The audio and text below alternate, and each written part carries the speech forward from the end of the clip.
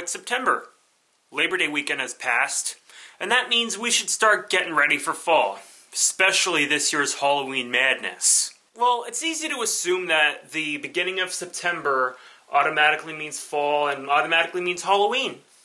But the equinox isn't till the 22nd, sometimes it's the 23rd, and I've learned in the past couple of years that, judging by the weather and the foliage, it definitely shows. Until then, it can still be in the mid-70s most of the time, and the leaves barely start changing until October, at least where I live. I've read that peak colors could be a little bit delayed this year because of how hot it's been all summer. Just a little bit.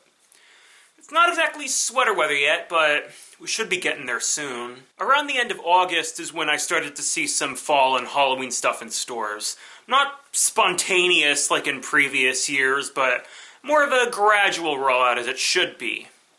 The Spirit Halloweens in my area have just started another season too. I'm actually feeling pretty confident that ghost tours and all that stuff, unlike last year, are going to happen this time around. It's a lot safer now. Everyone in the studio has been wearing a mask and is fully vaxxed. In addition to decorating their houses, people have got a lot of shows and movies to watch, games to review, and then of course, I do taste tests. I already reviewed Ghostbusters Ecto Thirst Quencher a few episodes back. I don't think anyone would deny how bad zombie Skittles are.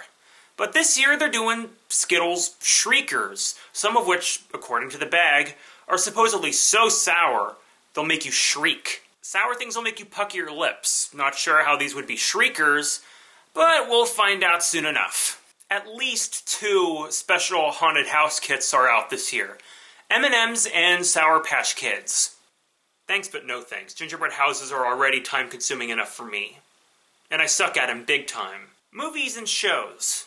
Some of the things that I love watching are Stranger Things, Ghostbusters, Poltergeist, Supernatural, but that's going to take me forever to catch up on.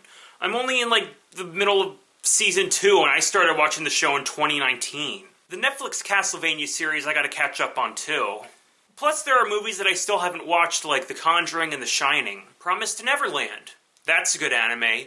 Both seasons are available to stream on Hulu, but I've heard that, for whatever reason, people were disappointed with Season 2. Before anyone asked me about Demon Slayer, no, I haven't seen it.